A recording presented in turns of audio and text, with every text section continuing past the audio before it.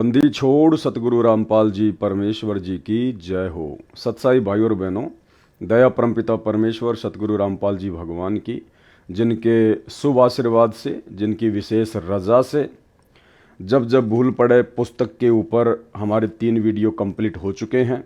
पिछले 3 पार्ट आप जी इस वीडियो के ऊपर टाइटल में जाके लिंक ओपन करके देख सकते हैं, और उन वीडियो को देखे बिना आपको आगे की वीडियो समझ में नहीं आएंगे।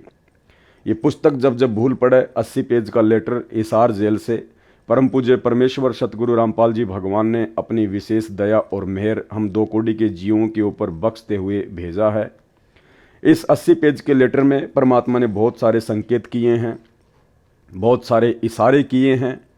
सतलोक आश्रम मैनेजमेंट हरियाणा अर्थात अपने कलयुगी परिवार की नादानियों की, नासमझियों की, अज्ञानता और भक्ति मार्ग में जिस कदर वो लोग गुरुदेव के ज्ञान के विपरीत कुकर्म करके पाखंड फैला रहे हैं, परमेश्वर जी की लाखों आत्माओं को काल की गोद में बैठा रहे हैं, उन सभी का विवरण परमेश्वर ने इशारों इशारों में, संकेती संकेतों में दिल्ली संजय वाले को आधार बनाकर कर दिए हैं। और खुलासे के लिए परमात्मा ने इस 2 कोटि के जीव पवन दास को वीडियो बनाने के लिए खड़ा किया है।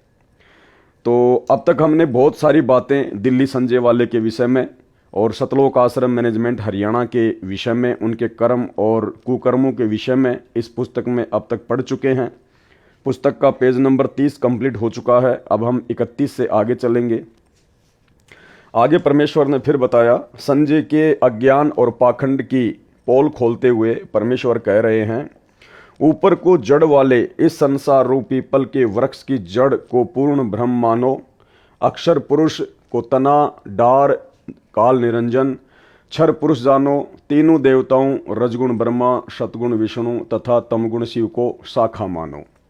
शाखाओं पर लगे पत्तों को संसार जानो। उदाहरण के तौर पर बताया है कि जैसे पेड़ का पालक रूट अर्थात जड़ होता है, इसी प्रकार पूर्ण परमात्मा सर्व सृष्टि का धारण पोषण करने वाला है। जैसे पेड़ को आहार जड़ मूल से मिलता है, यानी तना को मूल से आहार मिलता है, तना से डार को तथा डार से शाखाओं को तथा शाखाओं से पत्तों को आहार मिलता है, उसी प्रकार पूर्ण ब्रह्म सबका धारण पोषण करने वाला वास्तव में अविनाशी परमात्मा है। सतपुरुष कबीर जी की शक्ति को मिट्टी जानो। परमात्मा कबीर जी ने शक्ति से सब ब्रह्मांड रचे हैं। संत गरीबदास जी ने कहा है कि कबीर परमेश्वर जी ने स्वर्ग रसातल लोक कुशातल रचे जमी असमान रे, 14 तबक किए छिन्माही सरज शशि अरु भान रे। अर्थात कबीर पूर्ण ब्रह्म जी ने अपनी वचन शक्ति से सर्वलोक लोकांतरों जैसे स्वर्ग रसातल पृथ्वी आकाश व 14 लोक तथा शशि चांद तथा भान सूर्य तथा असंख्य ब्रह्मांडों की क्षण भर में रचना की है। इस रचना में परमेश्वर कबीर जी ने किसका सहयोग लिया? सक्षम है, कुछ भी कर सकता है। इस संजय अनाड़ी अज्ञानी को बताता हूँ। यहाँ पर फिर से परमेश्वर ने केवल संजय को ही अनाड़ी अज्ञानी कहकर संबोधित किया है, ना कि पवन दास को। इस संजय अनाड़ी अज्ञानी को बताता हूँ कि पूर्ण ब्रह्म मूल भी है तथा उसकी शक्ति मिट्टी का काम भी करती है। आप पे आरती आप पे साजे, यानी कबीर परमेश्वर सब कुछ करता है, स्वयं ही करता है, जीव को केवल निमित्त बनाता है। हम सब जीव भोजन खाते हैं, पेट भरकर उठते हैं। शरीर में जो क्रिया आरंभ होती है उसको कौन करता है? हमारे को तो पता भी नहीं पेट में क्या हो रहा है। उस आहार को परमात्मा कबीर जी की शक्ति पचाती है, भिन्न भिन्न धातु बनाती है, रक्त वसा आदि कितने तत्व बनते हैं, यह वह शक्ति करती है, यानी परमात्मा की शक्ति। सारे कच्चे पक्के भोजन को पेट में पुनः पकाया जाता है, न चूल्हा है न लकड़ी है, सब परमात्मा की शक्ति करती है। मानव खाना खाकर सो जाता है, पेट में सब कार्य होता रहता है, इसे किसके सहारे की आवश्यकता पड़ी? परमात्मा की शक्ति सारे सिस्टम को चलाती है। वैज्ञानिक भौतिक विचारधारा के हैं, ये कुछ भी तर्क दें, वह अध्यात्म विज्ञान के तुल्य नहीं हो सकता। यानी परमेश्वर साबित कर रहे हैं कि ये जो विज्ञान है, जिस विज्ञान के बलबूते पर थोड़े बहुत आविष्कार वगैरह करके आधुनिक भौतिक उपकरण आदि बनाकर वैज्ञानिक अपने आप को न जाने क्या समझ बैठे हैं, अध्यात्म से घोर दूर हो गए हैं। तो परमेश्वर कहते हैं कि ये जो विज्ञान है, विज्ञान तो केवल अध्यात्म के आगे छोटा सा खिलौना है, खिलौना। जैसे मीराबाई भक्तमती को मारने के लिए विष अर्थात जहर पिलाया गया था, वह मरी नहीं। वैज्ञानिक इसे मानने को तैयार नहीं है। परमात्मा ने नरसिंह रूप धारण करके प्रहलाद भगत की रक्षा की, हिरण्यकशिपु को मारा। वर्तमान में भगत समाज के अतिरिक्त कोई भी स्वीकार नहीं करता। इसी प्रकार परमात्मा को नरसिंह रूप बनाकर हिरण्यकशिपु को मारने की क्या आवश्यकता पड़ी? वैसे भी मार सकते थे। कुछ तत्वज्ञानहीन यह तर्क भी देते हैं, उनका जवाब क्या दिया जाए? परमेश्वर कहते हैं कि कुछ नास्तिक टाइप के जो व्यक्ति होते हैं वो आपसे ये भी सवाल कर सकते हैं कि भाई परमात्मा तो सब कुछ कर सकता है ना, उसको तो किसी चीज़ की आवश्यकता पड़ती नहीं है, तो हिरण्यकशिपु को मारने के लिए, भगत प्रहलाद को बचाने के लिए परमात्मा ने नरसिंह रूप क्यों धारण किया? तो भाई और बहनों, इसके बहुत सारे रीजन हैं। परमात्मा के ज्ञान आधार से जब हम विचार करेंगे तो एक आधे रीजन दास आपको बता देता है। एक तो परमपिता परमेश्वर कबीर साहिब जी ने, जो वर्तमान में धरती पर सतगुरु रामपाल जी के रूप में स्वयं ही प्रकट है, साक्षात विद्यमान है। इस परमेश्वर ने अपनी शक्ति को सबके सामने वर्तमान पिछली पीढ़ी में प्रदर्शित करना था कि सर्व सृष्टि का पालन पोषण करने वाला देव महादेव, सबसे भिन्न, सबसे सर्वशक्तिमान केवल एक ही परमात्मा है। क्योंकि हिरण्यकशिपु को ब्रह्मा जी से जो वरदान प्राप्त था वो कुछ इसी प्रकार का वरदान था। जैसे आप और हम सभी जानते हैं, उसने जो वरदान मांगा था कि ना दिन में मरूं, ना रात में मरूं, ना जानवर से मरूं, ना इंसान से मरूं, ना अस्त्र से मरूं, ना शस्त्र से मरूं, ना देव से मरूं, ना महादेव से मरूं, ना दिन में मरूं, ना रात में मरूं, ना धूप में मरूं, ना छाव में मरूं। यानी उसने अपनी बुद्धि का इस्तेमाल करके ब्रह्मा जी से इस प्रकार का वरदान प्राप्त कर लिया और ये समझ बैठा था कि मैं अमर हो गया, अब मुझे मारने में कोई भी सक्षम नहीं है। और वास्तव में हिरण्यकशिपु ने जिस प्रकार से ब्रह्मा जी से वरदान मांगा था, उस वरदान आधार से 21 ब्रह्मांड में उसे कोई भी शक्ति मारने में समर्थ नहीं थी। इसलिए परमपिता परमेश्वर कबीर साहिब जी को, जो कि सर्व ब्रह्मांडों से अलग है, सर्व ब्रह्मांडों को रचने वाला है, उस परमेश्वर ने ऐसा रूप बनाया 84 लाख योनियों से भिन्न नरसिंह रूप। नर सिंह, नीचे का हिस्सा तो इंसान का, नर का, और ऊपर का जो शीश था वो शेर जैसा। और परमेश्वर ने उसी प्रकार से उसको मारा। तो परमेश्वर ने यह साबित किया कि इस सृष्टि में 21 ब्रह्मांड में कोई भी ऐसा देव या महादेव नहीं था जो ब्रह्मा जी से वरदान प्राप्त हिरण्यकशिपु को मार सके। इसलिए परमेश्वर जी ने अपने भगत प्रहलाद की रक्षा करने के लिए नरसिंह रूप धारण करके ये साबित किया कि परमपिता परमेश्वर कबीर साहिब जी सर्वशक्तिमान हैं। बहुत सारे लोग कहेंगे कि भाई वो रूप तो विष्णु जी ने धारण किया था। अरे विष्णु जी ने धारण नहीं किया था, क्योंकि हिरण्यकशिपु ने वरदान मांग रखा था कि मैं 21 ब्रह्मांड में किसी से भी ना मरूं, ना देव से, ना महादेव से, ना ब्रह्मा से, ना विष्णु से, ना शंकर जी से। उसने सब कुछ मांग रखा था, तो विष्णु भला उसको कैसे मार सकता था? तो परमेश्वर कबीर जी ने नरसिंह रूप धारण करके हिरण्यकशिपु का सीना फाड़ा था अपने नाखूनों से, और ये बढ़ाई दे दी गई त्रिलोकीय विष्णु जी को, ताकि दुनिया की आस्था, भक्ति और भगवान में बनी रहे। और सच्चाई क्या है, इस बात का खुलासा जब परमेश्वर का समय आएगा, पिछली पीढ़ी का समय आएगा, उस समय परमेश्वर स्वयं ही आकर शास्त्रों से ज्ञान देंगे, तब मालिक की महिमा बनेगी। तब उन्हें पता चलेगा दुनिया को कि वास्तव में हिरण्यकशिपु को मारने वाला असल में विष्णु कौन था। ये है वो असली विष्णु, कबीर परमात्मा, जिसको वेदों में विष्णु कहा गया है। अग्ने तनुर असी, विष्णवे तवा सोमस्य तनुर असी, कबीर अंगारी असी, बंभारी असी, सवर ज्योति ऋतधामा असी। कि वो कबीर परमात्मा जो तीनों लोकों में प्रवेश करके सबका भरण पोषण करता है, असल में उसे विष्णु कहते हैं। तो बहुत सारे रीजन थे, उनका जवाब क्या दिया जाए? उनको चाहिए कि पहले पूर्ण अध्यात्म ज्ञान जो दास रामपाल दास बता रहा है समझें, फिर इस तरह के प्रश्न मन में उठेंगे ही नहीं।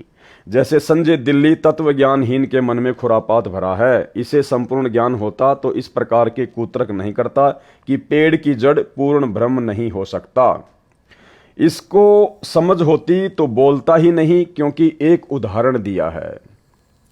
जब संजय दिल्ली वाले ने भक्तों को भ्रमित करने के लिए ये शब्द कहे कि भाई गुरुजी तो पेड़ की जड़ को पूर्ण ब्रह्म परमात्मा कबीर जी बताते हैं, जबकि ये सही नहीं है संजय के अनुसार, क्योंकि संजय ने फिर इसका कुतर्क दिया अपनी बात को ऊपर रखने के लिए कि पूर्ण ब्रह्म को तो किसी चीज की आवश्यकता नहीं होती है, लेकिन जड़ को तो मिट्टी और पानी की आवश्यकता होती है आगे बढ़ने के लिए।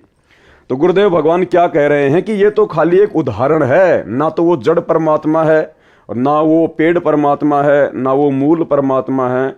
वो तो केवल हम नादान जीवों को भक्ति मार्ग समझाने के लिए गुरुदेव कह रहे हैं, क्योंकि एक उदाहरण दिया है। तो ठीक इसी प्रकार भगत भाई बहनों, संजय की तरह वर्तमान में सतलोक आश्रम मैनेजमेंट हरियाणा से जुड़ी हुई लाखों की संगत जिस प्रकार से इस डाढ़ी मूंछ वाली कबीर जी की फोटो को ही भगवान मान चुकी है, परमात्मा मान चुकी है, इसके आगे दंडवत करती है, ज्योति जलाती है, जून के महीने में इसे भगवान मानकर इसे भोग लगाती है, कबीर प्रकट दिवस मनाती है। जबकि इस फोटो को तो असल में सन 1994 में जब असली कबीर सतगुरु रामपाल जी ने भक्ति मार्ग की शुरुआत की तो केवल एक उदाहरण के रूप में पेश किया था, क्योंकि उस समय कोई भी आत्मा संत रामपाल जी को डायरेक्ट कबीर जी मानने को तैयार नहीं थी। अगर गुरु जी कहते कि मैं कबीर हूं तो कोई भी उनके अध्यात्म को स्वीकार नहीं करता। इसलिए भक्ति मार्ग को शुरू करने के लिए सतगुरु रामपाल जी परमेश्वर जी ने कबीर जी के नाम के साथ साथ में इस फोटो का सहारा लिया एक उदाहरण के रूप में, जबकि असल में ये कबीर नहीं है और ना ही कबीर ऐसा था जैसी ये फोटो है, क्योंकि ये तो हाथ से बनाया हुआ चित्र है। 650 साल पहले कोई भी कैमरा या कोई भी मोबाइल नहीं था ताकि उस परमात्मा की फोटो खींची जा सके। तो गुरुदेव कह रहे हैं इसको समझ होती तो बोलता ही नहीं, क्योंकि एक उदाहरण दिया है। ठीक इसी प्रकार यदि लाखों की संगत को, सतलोक आश्रम मैनेजमेंट हरियाणा से जुड़ी हुई लाखों की संगत को यदि समझ होती तो संगत इस कागज की नकली फोटो को, दाढ़ी मूंछ वाली कबीर जी की समझे जाने वाली फोटो को परमात्मा मानती ही नहीं, भगवान मानती ही नहीं, और ना ही जून के महीने में भगवान मान के इसका प्रकट दिवस मनाती, ना ही अपने घरों पर और आश्रमों में बड़े बड़े इसके पोस्टर लगाती। जबकि असली कबीर तो ऊपर बैठा है सतगुरु रामपाल जी भगवान के रूप में। इसको समझ होती तो बोलता ही नहीं, क्योंकि एक उदाहरण दिया है समझाने के लिए। यह परमात्मा कबीर जी ने दिया है। यह पापी परमात्मा के ज्ञान में भी अपने अज्ञान से दोष देखता है। इससे स्पष्ट है कि यह महाअज्ञानी है, महिमा का भूखा है, बोले भक्तों का दुश्मन है। कौन? संजय दिल्ली वाला, ना कि पवन दास। अभी तक आप 3 पार्ट देख चुके हैं, चौथा पार्ट अभी आप देख रहे हैं। और जितनी बार भी गुरुदेव भगवान ने संजय दिल्ली वाले का जिक्र किया है उसके साथ में मुझ पवन दास का मात्र 1 या 2 बार हल्का फुल्का नाम लिया है, केवल सतलोक आश्रम मैनेजमेंट हरियाणा को खुश करने के लिए। जादूगर को देखा है कि मिट्टी हाथ की मुट्ठी में लेता है, खोलता है तो 500 रुपए का नोट मिलता है। यह आध्यात्मिक शक्ति से होता है जो उसने परमात्मा की भक्ति करके जादू विद्या प्राप्त की होती है। उसने नोट बनाने में किसी मशीन का सहारा नहीं लिया। वैसे नोट बनाने के लिए कागज, प्रिंटिंग मशीन, बिजली आदि अनेकों वस्तुओं का सहारा लेना पड़ता है। परमात्मा भी एक भगलीगर यानी जादूगर है। नकली जादूगर का जादू कुछ समय ही टिक पाता है। परमेश्वर कबीर जी का असली जादू है, इसका जादू असंख्य युगों तक टिका रहता है।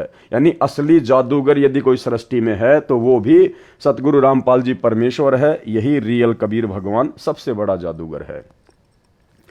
जब कबीर परमेश्वर जी ने राजा बीर सिंह तथा उसकी मंडली को भूख प्यास से मरते देखा, जो कथा हमने कई बार गुरुदेव के मुख कमल से सुनी हुई है, जब कबीर परमेश्वर जी ने राजा बीर सिंह तथा उसकी मंडली को भूख प्यास से मरते देखा, तब पर्वत के ऊपर स्वच्छ जल का सरोवर क्षण में रचा तथा फलदार पेड़ व मेवा की लताएं क्षण में लगा दी, जो फलों से उस समय लदपद हो गए। सबने खाए, घर भी ले गए। उस समय किसका सहारा लिया? जो भगत परमात्मा की क्रिया में दोष देखता है वह मूर्ख व्यक्ति है। एक ने कहा कि परमात्मा सुई के नाके में से हाथी कैसे निकाल सकता है? झूठ है। दूसरा भगत कहता है कि परमात्मा सारी पृथ्वी को सुई के नाके में से निकाल दे। हाथी की तो बात ही क्या है। संजय साकट पहले भगत का साथी है जो कहता है कि सुई के नाके से हाथी परमात्मा नहीं निकाल सकता। गीता अध्याय 15 के श्लोक 16 से भी सिद्ध किया है कि अक्षर पुरुष तथा क्षर पुरुष दोनों नाशवान है। इन दोनों के लोक तथा उन लोकों में रहने वाले सब व्यक्ति तथा अन्य पशु पक्षी आदि आदि भी नाशवान है, केवल आत्मा सबकी अविनाशी है। यह गीता अध्याय 15 श्लोक 16 का सरलार्थ है। गीता अध्याय 15 श्लोक 17 का सरलार्थ इस प्रकार है। उत्तम पुरुष, पुरुषोत्तम यानी सर्वश्रेष्ठ प्रभु तो उपरोक्त दोनों पुरुषों अर्थात प्रभुओं से अन्य ही है, जिसे परमात्मा कहा जाता है, जो तीनों लोकों में प्रवेश करके सबका धारण पोषण करता है। वह वास्तव में अविनाशी परमेश्वर है। तत्व ज्ञान यानी मूल ज्ञान, गुप्त ज्ञान में उसका नाम लिखा है। वह नाम कबीर साहेब, कबीर देव है, जो सतयुग में सतसुकृत नाम से प्रकट हुआ, त्रेता युग में ऋषि मुनिंद्र के नाम से प्रकट हुआ था, द्वापर युग में करुणामय संत के नाम से प्रकट हुआ था तथा कलयुग में कबीर नाम से प्रकट हुआ था। कबीर सतयुग में सतसुकृत कह टेरा, त्रेता नाम मुनिंदर मेरा, द्वापर में करुणा में कहाया, कलयुग नाम कबीर धराया। संजय दिल्ली कहता है कि कबीर साहिब अलग हैं और कबीर देव अलग हैं। यह है इसका मूल ज्ञान, भूल ज्ञान, गुप्त ज्ञान जो गलत है। यानी संजय दिल्ली वाला कहता है कि कबीर साहिब अलग हैं और कबीर देव अलग हैं। इसको तत्व ज्ञान ही नहीं है, इसलिए वो अबाई बकता है। जो पाती पंच का अर्थ पांच ज्योति कर सकता है, उसे कबीर साहिब व कबीर देव को भिन्न भिन्न करते क्या शर्म लगेगी। ये बेशरम, ढीठ, अज्ञानी है। ये शब्द परमात्मा किसके लिए यूज कर रहे हैं? संजय दिल्ली वाले के लिए। बेशरम, ढीठ, अज्ञानी, ना कि पवन दास के लिए। जो अर्थों के अनर्थ करके बोले भक्तों को भ्रमित करके अपना स्वार्थ सिद्ध कर रहा है, आप भी नरक में जाएगा। वे भ्रमित भगत जो इस मूर्ख को तत्वदर्शी संत मानकर इसकी जय जय बुलाते हैं, इसके ऊपर चंवर करते हैं, वे भी इसके साथ नरक में जाएंगे। ये गुप्त भेद दास रामपाल दास ने खोला है, यह तत्व ज्ञान है। इससे भिन्न जो तत्व ज्ञान कहकर जनता को भ्रमित करेगा, वह परमात्मा का दोषी व झूठा व्यक्ति है। उसका बताया तत्व ज्ञान नहीं, अज्ञान है। संजय दिल्ली अपने आश्रम में दिन रात वाणी चलाता है। अब देखना भाई और बहनों, इस पुस्तक में बीच बीच में परमात्मा ने हमारे विश्वास को बढ़ाने के लिए, अध्यात्म से हमें भली भांति परिचित करने के लिए बहुत सारे संकेत किए हैं। और उन संकेतों में अब एक संकेत ये है, संजय दिल्ली अपने आश्रम में दिन रात वाणी चलाता है, यानी वो सत्संग चलाता है दिन रात। ये सब पाखंड बोले भक्तों को लुभाने, मूर्ख बनाने के लिए करता है। कहता है कि यदि मैं काल का दूत होता तो क्या गुरुजी के सत्संग की वाणी दिन रात चलाता? इसका उत्तर पहले बता दिया है कि यह काल का दूत है। कौन? संजय। वाणी मेरे सत्संग की इसलिए चलाता है कि मेरी आवाज सुनकर भगत खींचे चले आएं और उनको अपने अज्ञान से कुतर्क देकर भ्रमित करके अपने काल वाले ग्रुप में मिला लूं। यह अमर वाणी का अपमान है। कैसे? यानी सतगुरु रामपाल जी भगवान के सत्संगों को दिन रात चलाते रहना। गुरुदेव क्या कह रहे हैं कि यह अमर वाणी का अपमान है। यदि कोई मोबाइल में आरती या अन्य प्रतिदिन सुबह दोपहर करने वाले पाठ को चलाकर स्वयं अन्य कार्य करे, मोबाइल चल रहे स्थान से बाहर भीतर आता जाता रहे और वाणी पर ध्यान नहीं रखे और कहे कि आरती कर ली, तो व्यर्थ है। अब देखो भाई और बहनों, कैसे सतगुरु रामपाल जी परमेश्वर जी ने आप और हमारी ये गंदी आदत साध संगति से जोड़कर छुड़वाई है। मोबाइल या ऑडियो वीडियो में आरती चलाकर आरती सुनना, अपना काम भी करते रहना, इधर उधर आते जाते भी रहना और आरती भी चल रही है। परमात्मा ने इसे क्या बताया? अमर वाणी का अपमान बताया। परमात्मा ने क्या कह रहे हैं गुरुदेव? यह अमर वाणी का अपमान है। यदि कोई मोबाइल में आरती या अन्य प्रतिदिन सुबह दोपहर करने वाले पाठ को चलाकर स्वयं अन्य कार्य करे, तो हम सत्सेवक तो केवल भक्ति बोध पुस्तक को हाथ में लेकर ही परमेश्वर की तीनों समय की आरती करते हैं, भोग की आरती करते हैं। हमने गुरुदेव भगवान की ऑडियो वीडियो या मोबाइल में कैसेट वगैरह चलाकर, पेन ड्राइव वगैरह चलाकर आरती करना लगभग काफ़ी समय से छोड़ दिया है। उनके विधि विधान अनुसार केवल भक्ति बोध पुस्तक हाथ में लेकर ही करते हैं। और जिन पुण्यात्माओं को पढ़ना लिखना नहीं आता है, जो ज़्यादा बुजुर्ग हैं या नेत्रहीन हैं, तो उनके लिए मोबाइल से आरती करने में कोई दोष नहीं है। तो मोबाइल से आरती, गुरुदेव की आवाज में ऑडियो वीडियो से आरती वर्तमान में कौन करता है? संजय दिल्ली वाला, संजय दिल्ली वाले के साथी, सतलोक आश्रम मैनेजमेंट हरियाणा और सतलोक आश्रम मैनेजमेंट हरियाणा से जुड़ी लाखों की संगत, जिसमें 99% लोग आज भी गुरुदेव की ऑडियो वीडियो लगाकर या मोबाइल में ही आरती करते हैं। तीनों समय की, खाते पीते चलते उठते बैठते समय अपना काम भी करते रहते हैं और आरती भी करते रहते हैं, जो कि परमेश्वर के विधि विधान अनुसार सही नहीं है। ध्यान से पढ़िए इसको। इसका उत्तर पहले बता दिया है कि यह काल का दूत है। वाणी मेरे सत्संग की इसलिए चलाता है कि मेरी आवाज सुनकर भगत खींचे चले आए और उनको अपने अज्ञान से कुतरक देकर भ्रमित करके अपने काल वाले ग्रुप में मिला लूं। यह अमर वाणी का अपमान है। यदि कोई मोबाइल में आरती या अन्य प्रतिदिन सुबह दोपहर करने वाले पाठ को चलाकर स्वयं अन्य कार्य करे, मोबाइल चल रहे स्थान से बाहर भीतर आता जाता रहे और वाणी पर ध्यान नहीं रखे और कहे कि आरती कर ली, तो व्यर्थ है। यानी सतगुरु रामपाल जी परमेश्वर जी ने संजय दिल्ली वाले को आधार बनाकर सतलोक आश्रम मैनेजमेंट हरियाणा से जुड़ी हुई 99% संगत के द्वारा जो मोबाइल से आरती की जाती है, खाते पीते चलते बैठते, परमेश्वर ने उसको रिजेक्ट कर दिया और हम सत्सेवकों का परमात्मा ने समर्थन किया है, क्योंकि हम भक्ति बोध पुस्तक को हाथ में लेकर ही आरती करते हैं। अर्थात साध संगतियों पर सतगुरु रामपाल जी परमेश्वर जी की विशेष रजा, विशेष मेहर है कि हम परमेश्वर के अकॉर्डिंग ही सारी भक्ति क्रियाएं कर रहे हैं। वाणी बोली जा रही है, उस पर ध्यान रखने से लाभ होगा। वाणी बोली जा रही है, उस पर ध्यान रखने से लाभ होगा। जैसे दास के आदेश से भारतवर्ष में लगभग 500 नामदान केंद्र खोल रखे हैं, सब में एक एक अखंड ज्योति जलती रहती है। अब ये गुरुदेव के आदेश से हैं या नहीं हैं, इस बात का खुलासा हम पिछले 3 एपिसोडों में कर चुके हैं। आप जब पिछले 3 एपिसोड देखेंगे तो आपको पता चलेगा कि सतगुरु रामपाल जी भगवान ने नामदान सेंटर खोलने का आदेश दिया है या फिर काल प्रेरणा से उनके कलयुगी परिवार के द्वारा धर्म को धंधा बनाने के लिए काल प्रेरणा से उनसे प्रार्थना करके जबरन आदेश लिया गया है। जैसे दास के आदेश से भारतवर्ष में लगभग 500 नामदान केंद्र खोल रखे हैं, सब में एक एक अखंड ज्योति जलती रहती है। सब में भगत सुबह दोपहर तथा शाम को स्पीकर या मोबाइल में या मौखिक तीनों समय से पाठ करते हैं। कुछ समय सत्संग भी चलाते हैं। साधना चैनल पर जो शाम को 7:30 से 8:30 बजे तक सत्संग चलता है, उसे सुनते हैं। ये वाणी का लाभ उन्हें मिलता है। यानी पहले तो परमात्मा ने मोबाइल के द्वारा आरती करने की विधि को गलत साबित कर दिया और फिर सतलोक आश्रम मैनेजमेंट हरियाणा और उन नामदान सेंटरों पर जिस प्रकार से मोबाइल से आरतियां होती हैं उसका भी जिक्र कर दिया। यानी सतगुरु रामपाल जी भगवान ने मोबाइल से आरती करने की जो विधि है, जिस विधि से आज पूरा सतलोक आश्रम मैनेजमेंट हरियाणा आरती करता है, उसको गुरुदेव ने रिजेक्ट कर दिया ऊपर ये बातें बोलकर। क्योंकि देखो ये 80 पेज का लेटर है, सतगुरु रामपाल जी भगवान ने हिसार जेल से भेजा है। साफ साफ शब्दों में सतगुरु रामपाल जी परमेश्वर सतलोक आश्रम मैनेजमेंट हरियाणा के अज्ञान और पाखंड को इस पुस्तक में नहीं लिखेंगे। अगर लिख देंगे तो ये पुस्तक आप और हमारे तक आती ही नहीं, क्योंकि ये उनके माध्यम से ही आई है। इसलिए परमात्मा ने जगह जगह संकेत कर दिए हैं कि क्या सही है और क्या गलत है।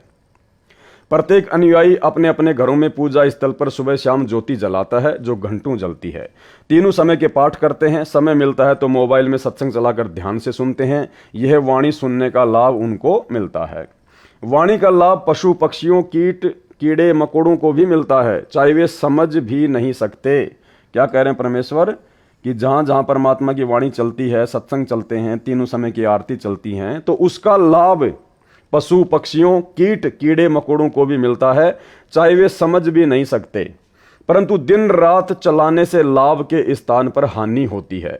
जैसे छोटे बच्चे को माता पिता दूध पिलाते हैं, जिससे बच्चे के शरीर का विकास होता है। यदि उसको बार बार जबरदस्ती दूध पिलाएंगे तो वह रोगी हो जाएगा। इसलिए समय समय पर दूध पिलाना लाभदायक होता है। जैसे रोगी को डॉक्टर दवाई खाने को देता है, उसको खाने का समय भी बताता है, सुबह शाम आदि। यदि रोगी को मिनट मिनट में दवाई खिलाई व पिलाई जाए तो उसकी मृत्यु हो जाएगी। इसी प्रकार वाणी को समय पर चलाएं, सुने तो ही अच्छा है। लगातार चलाना ढोंग व व्यर्थ है। मेरे भक्तों के घरों, दुकानों व यात्रा के समय गाड़ियों में हल जोतने वाले तथा ट्रैक्टर से जमीन संवारने वालों की जेबों में मोबाइल में वाणी चलती है। वे ध्यान से सुनते हैं और कार्य भी करते हैं। जबकि ऊपर परमात्मा ने इस प्रकार से मोबाइल में आरती करने को गलत साबित कर दिया। और यहां परमात्मा ने फिर से सतलोक आश्रम मैनेजमेंट हरियाणा की जो घटिया आदत है, जो वर्तमान में भी पड़ी हुई है, पढ़े लिखे भी हैं, अंधे भी नहीं हैं, युवा भी हैं, कोई हैंडीकैप में नहीं है, उसके बावजूद भी गुरुदेव कह रहे हैं कि ट्रैक्टर चलाते चलाते या अन्य कार्य करते करते वो लोग वाणियां सुनते हैं, अर्थात तीनों समय की आरतियां करते हैं, जो कि भक्ति विधान के अनुसार गलत है। क्योंकि ऊपर परमात्मा ने स्पष्ट कर दिया कि सही विधि क्या है। यह अमर वाणी का अपमान है। यदि कोई मोबाइल में आरती या अन्य प्रतिदिन सुबह दोपहर करने वाले पाठ को चलाकर स्वयं अन्य कार्य करे, मोबाइल चल रहे स्थान से बाहर भीतर आता जाता रहे और वाणी पर ध्यान नहीं रखे और कहे कि आरती कर ली, तो व्यर्थ है। और जब तक आप जी मोबाइल से आरती करोगे तब तक आपका ध्यान वाणियों पर जा ही नहीं सकता, आपकी बुद्धि परमात्मा खोलेंगे ही नहीं। तो परमेश्वर ने बिल्कुल स्पष्ट तौर पर संकेत कर दिया कि संजय गुरुद्रोही दिल्ली वाले के आश्रम में और सतलोक आश्रमों में और सतलोक आश्रमों से जुड़े हुए भक्तों के घरों में जो मोबाइल से आरती की जाती है, वो विधि भक्ति अनुसार सही नहीं है, उनको पूर्ण लाभ नहीं मिलेगा। परंतु लगातार नहीं, कुछ समय सुनकर मोबाइल को बंद कर देते हैं। कोई भी कथा या बातें करते हैं, वे कुछ समय सुने तो उसका असर ठीक होता है। ये ढोंगे कहे कि हम वाणी सुनते भी हैं, कार्य भी करते हैं। दास यह कहेगा कि आप रात्रि में सो जाते हो, तब कैसे सुनते हो। अब यहाँ पे एक छोटी सी शंका आप भगत भाई बहनों को हो सकती है कि परमात्मा ने हम सत्सेवकों के ऊपर विशेष दया करके जो अखंड पाठ की वाणियाँ 50 घंटे की सतगुरु रामपाल जी भगवान के मुख कमल से मेमोरी कार्ड में भर के जो सत्सेवकों के घरों पर कोरियर के द्वारा पहुंचाई गई हैं, हम तो 24 घंटे उन वाणियों को चलाते हैं, तो कहीं हमारे को नुकसान तो नहीं हो जाएगा। नहीं भाई बहनों, बिल्कुल भी नुकसान नहीं है। वो परमेश्वर जी की अमर वाणी है और हम कोई 24 घंटे वाणी को चला के उसके पास में नहीं बैठते हैं। जब भी हमें समय मिलता है, घंटा, आधी घंटा, 10 मिनट, 20 मिनट, हम परमात्मा की वाणी को सुनते हैं। जब हम परमपिता परमेश्वर जी की चरण सेवा में जाते हैं, उस समय आधा घंटा, 10 मिनट, 20 मिनट बैठकर हम परमेश्वर की वाणी को सुनते हैं। और जब समय आता है परमात्मा जी के मंत्र करने का, तो या तो हम वाणी की आवाज़ को बिल्कुल धीरे करते हैं एक नंबर पर, जो कि हमारे को डिस्टर्ब ना करे, या हम उस समय परमात्मा को दंडवत प्रणाम करके पाठ की आवाज़ को जो है वो बंद कर देते हैं। और जब हमारे मंत्र पूरे हो जाते हैं तो वापस हम परमात्मा की वाणियों को धीरे धीरे धीरे धीरे जो है वो चला देते हैं। जब समय आता है परमात्मा की तीनों समय की आरती का, उस समय हम परमात्मा की पाठ प्रकाश की वाणियों को जो है वो बंद कर देते हैं। जब समय आता है परमात्मा जी के सत्संग सुनने का, उस समय हम पाठ की वाणियों को जो है वो बंद कर देते हैं या बिल्कुल धीरे धीरे कर देते हैं, क्योंकि ये परमात्मा की अमर वाणियाँ हैं। ये वाणियाँ सूक्ष्म रूप में सभी के ऊपर असर करती हैं, कीड़े मकोड़े, पशु पक्षी, कीट पतंग, सबके ऊपर। तो हम सत्सेवक कोई 24 घंटे वाणी चलाकर वाणी के पास में नहीं बैठते हैं। नहीं, हम अपना काम भी करते हैं, घर से बाहर भी जाते हैं। धीरे धीरे परमात्मा की अखंड पाठ की वाणियाँ चलती रहती हैं, क्योंकि शब्द अखंड होता है और परमपिता परमेश्वर सदगुरु रामपाल जी भगवान असली कबीर जी के मुख कमल से उच्चारित है। तो वाणियाँ ब्रह्मांड में जाती रहती हैं, वाणियाँ अपना काम जो है करती रहती हैं।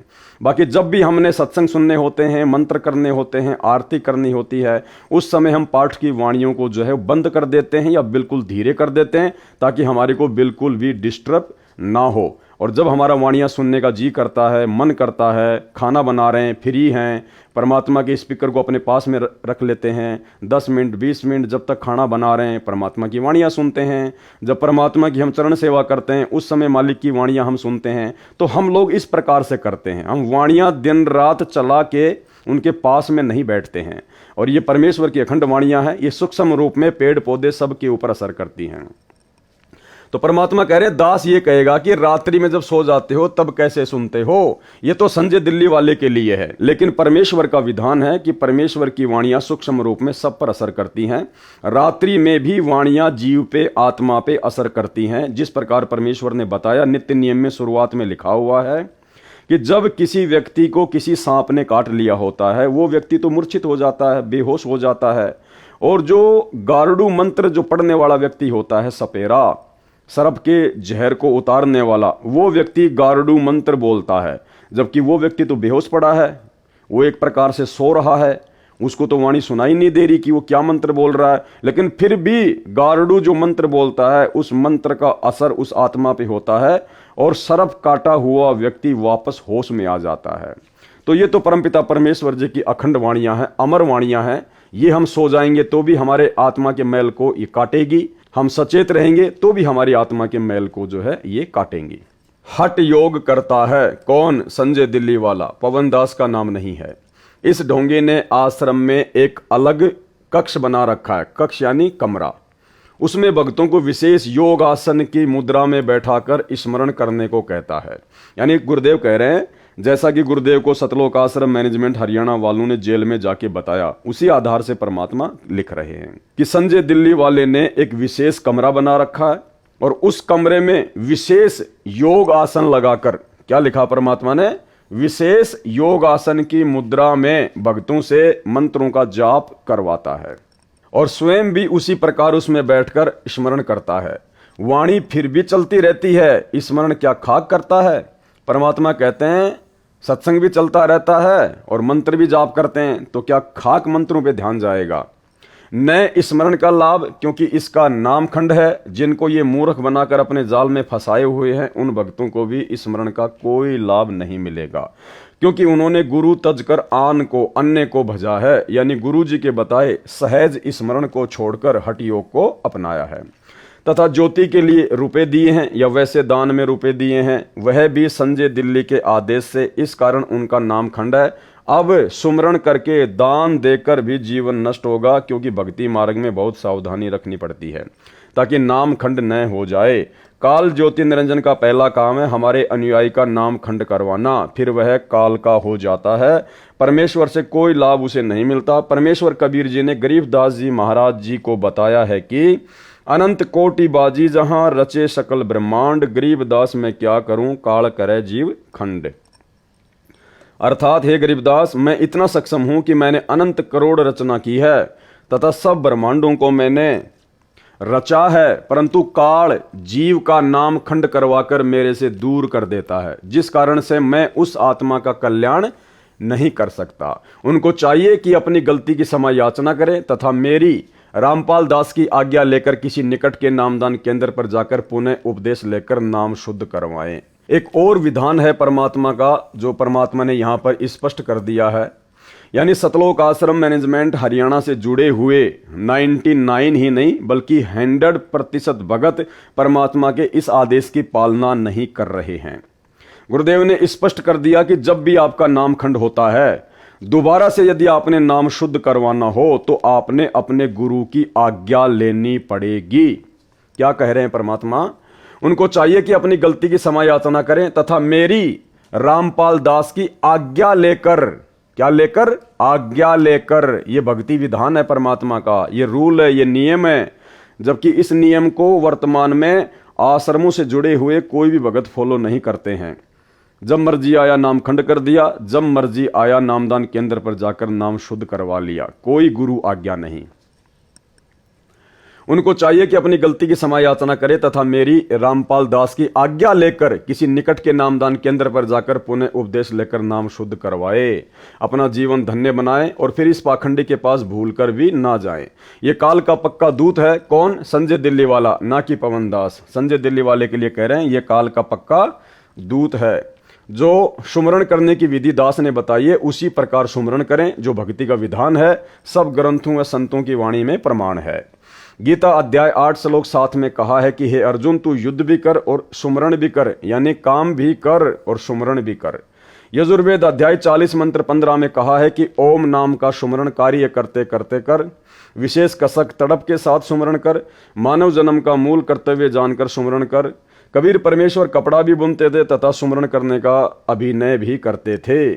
सुमरण करने का क्या करते थे? अभिनय, एक्टिंग करते थे, लीला करते थे, क्योंकि उनको सुमरण की आवश्यकता नहीं थी।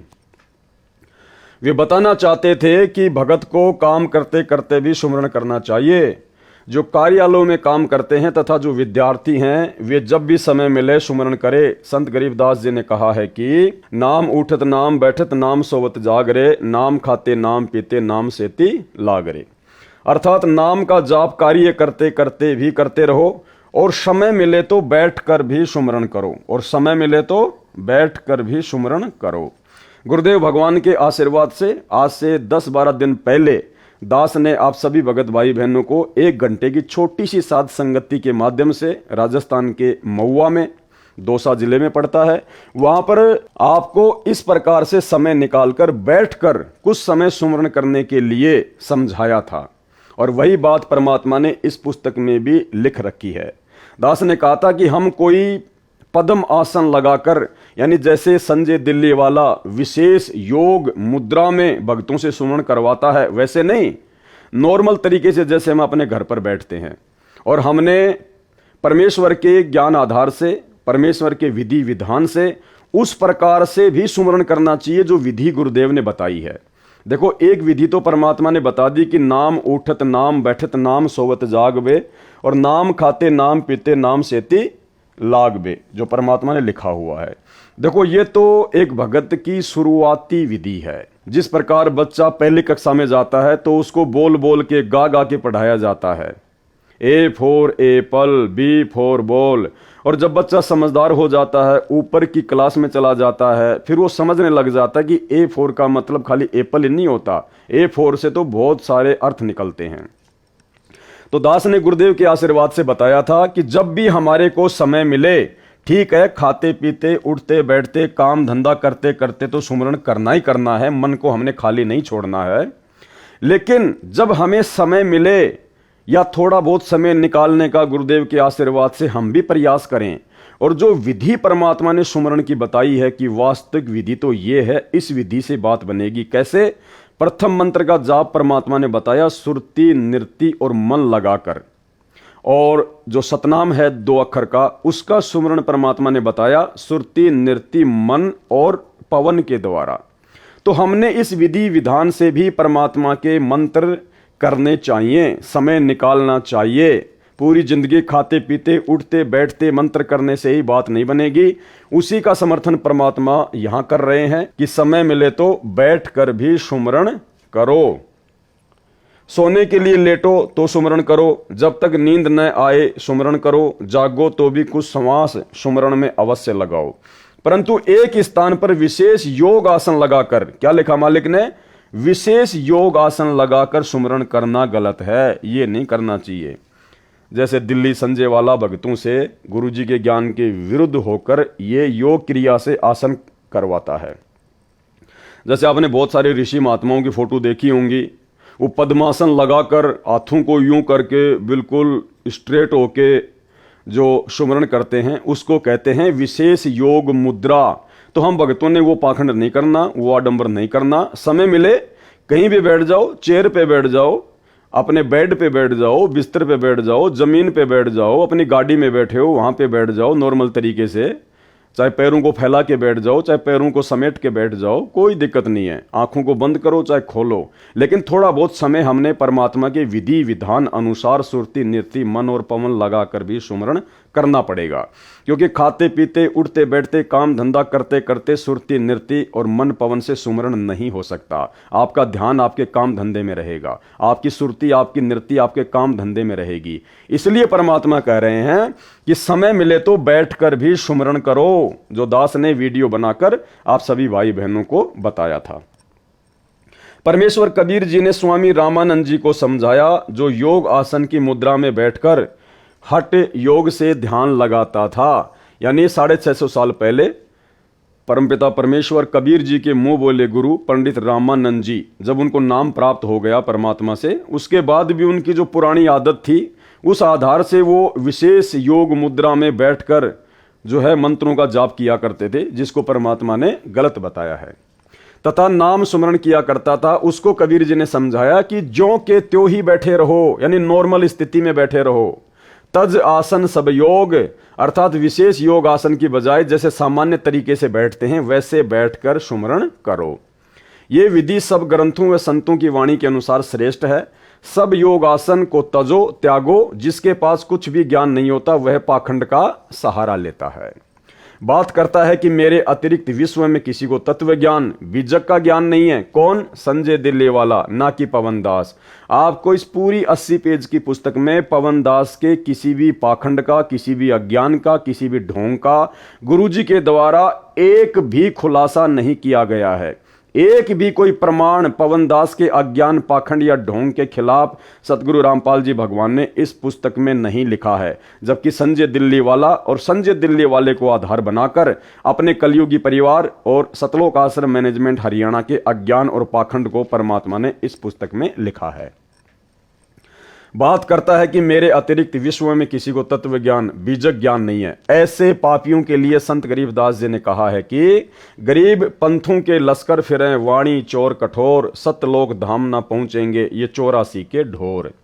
गरीब बीजक की बाता कहें, बीजक नाही हाथ, पृथ्वी डोबवन उतरे कहकर मीठी बात। गरीब बीजक की बाता कहें, बीजक नाही पास, औरों को क्या ज्ञान बतावे, आप ही जावे निराश। अर्थात परमात्मा कबीर जी की वाणी को सुनकर उसी आधार से अपने को तत्वदर्शी संत बताने वाले वाणियों का गलत अर्थ करने वाले अनेकों पंथों के मुखिया हैं, जैसे ये संजय साकट। एक बार फिर से यहाँ पर संजय के लिए साकट शब्द का यूज किया गया है। जैसे ये संजय साकट दिल्ली सत सुकृत पंथ नाम धरकर झूठा प्रचार कर रहा है। ऐसे मूर्खों की तो लश्कर लंबी लाइन है, ये समझाए से मानते नहीं, कठोर कट्टर बने हैं। ये सतलोक धाम नहीं जा सकते, ये तो 84 लाख प्रकार के प्राणियों की योनि में ढोर पशु बनेंगे। वर्तमान में भी पशु तुल्य है जो गलती किए हैं। फिर कहा है कि जैसे ये संजय साकट अपने को तत्वदर्शी संत कहता है, पवन दास ने कभी भी अपने आप को तत्वदर्शी संत या संत नहीं कहा है। हम तो केवल एक नॉर्मल भगत हैं, परमात्मा की मर्यादाओं में रहकर भक्ति करते हैं, अपना आत्म कल्याण चाहते हैं। फिर कहा है कि जैसे ये संजय साकट अपने को तत्वदर्शी संत कहता है और झूठ बोलता है कि मेरे को तत्व ज्ञान है, मूल ज्ञान गुप्त ज्ञान है, रामपाल को भी नहीं है। इसके विषय में कहा है कि बीजक यानी तत्व ज्ञान, मूल ज्ञान, गुप्त ज्ञान होने की बातें करते हैं, बीजक ज्ञान इनके पास नहीं है। ऐसे नकली पंथों वाले गुरु पृथ्वी के मानव को काल के जाल में फंसाने के लिए ही जन्मे हैं। ये मीठी मीठी बातें बनाकर भोले भक्तों को अपने जाल में फंसा लेते हैं, स्वयं भी नरक में गिरते हैं तथा अनुयायियों को भी नरक में ले जाते हैं। इस प्रकार पृथ्वी डुबो रहे हैं, नाश करने के लिए जन्मे हैं। इनके पास तत्व ज्ञान है ही नहीं तो औरों को ज्ञान क्या बता रहे हैं। ये स्वयं ही निराश जाएंगे, मानव जन्म अपना भी नष्ट करके नरक में जाएंगे। आगे देखिए, संजय दिल्ली कहता है कि न तो महेंद्र दास रामपाल दास का भाई भजन सुमरण करता है, न कमेटी के सदस्य, न रामपाल की संगत का कोई भगत और भगतमती सुमरण करता है।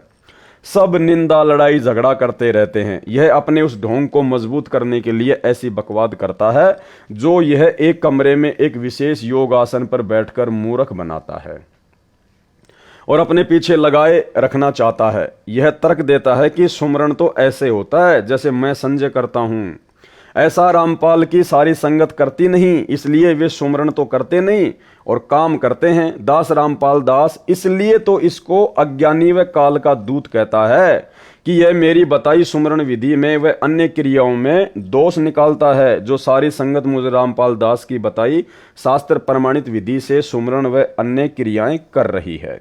इसका उत्तर, यदि यह साकट संजय दास भी, या फिर से परमात्मा ने संजय के लिए साकट शब्द का प्रयोग किया है, ना कि पवन दास के लिए।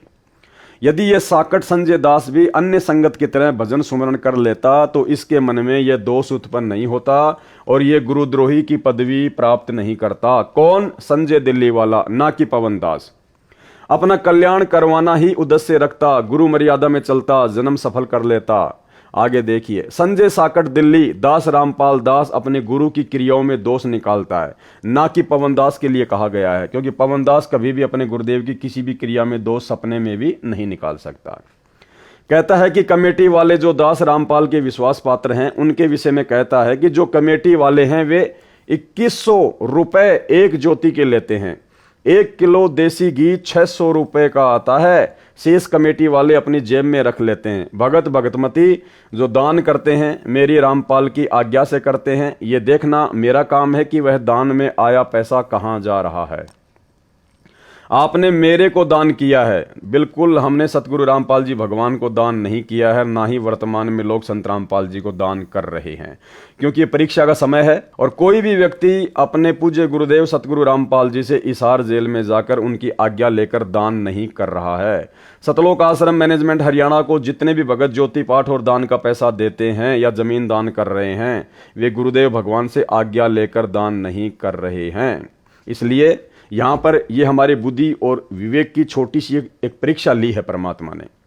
यह देखना मेरा काम है कि वह दान में आया पैसा कहां जा रहा है। आपने मेरे को दान किया है जी नहीं, हमने अपनी अज्ञानता और नादानी में, यानी सतलोक आश्रमों से जुड़ी हुई संगत अपनी अज्ञानता और नादानी में गुरुदेव के परिवार के ऊपर जो कि काल प्रेरित है, उनके द्वारा किस प्रकार से भक्तों के दान का दुरुपयोग किया जा रहा है सबके सामने है। उनके सारे कुकर्म सार्वजनिक हैं।